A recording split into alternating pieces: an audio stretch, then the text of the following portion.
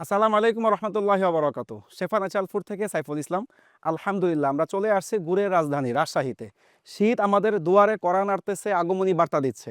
আলহামদুলিল্লাহ সেই সাথে আমাদের গাছি ভাইয়েরা প্রস্তুত হচ্ছে আপনাদের জন্য খেজুরের রস সংগ্রহ করার জন্য, গাছগুলোকে পরিষ্কার করার জন্য। গাছ পরিষ্কার করার জন্য লাগবে বাটাল, লাগবে দা। আমাদের গাছি ভাই দাগুলোকে ধার করতেছে যেন খুব নিখুঁতভাবে, খুব পরম যত্নে গাছগুলোকে সেচে নিতে পারে, যেটাকে বলা হয় স্থানীয় ভাষায় ঝোড়া দিতে পারে, পরিষ্কার করে নিতে পারে।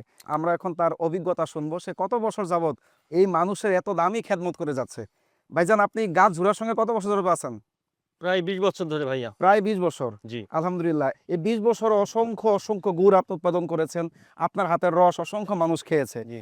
এত দামি একটা বিদ্যা, কিভাবে গাছে উঠতে হয়, কিভাবে গাছকে ঝুড়তে হয়, এই সেফটি সবকিছু মিলাইয়া এই হাতে খড়ি আপনি কার থেকে পেয়েছেন, কার থেকে আমার শিখেছেন? বাবা থেকে। আপনার বাবার থেকে। জি। এই যে মানুষকে আপনি এইভাবে খাঁটি গুড় খাওয়াতে পেরে আপনার ভিতরে কিরকম তৃপ্তি পান, কিরকম ভালো লাগে আপনার কাছে? আলহামদুলিল্লাহ আমার খুব ভালো মনে হয়। এই সোনার মানুষগুলোর জন্যই বাংলাদেশে এখনো আমরা এই প্রযুক্তির জমানায় এসেও আমরা খাঁটি গুড় খেতে পারতেছি তাদের অবদানে।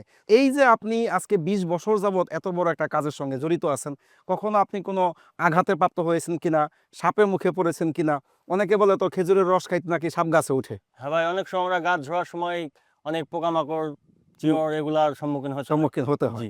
যাক, তারপরে অস্ত্র দ্বারা কাজ করে এভাবে আমার অনেক কষ্ট হয় আরকি। আচ্ছা, এমনি কোনো বড় ধরনের হাত পা ভাঙছে, গাছ থেকে জি। পড়ে গেছে, এরকম আল্লাহ কখনো করে নাই? আল্লাহ সেভ করুক এই জায়গা থেকে।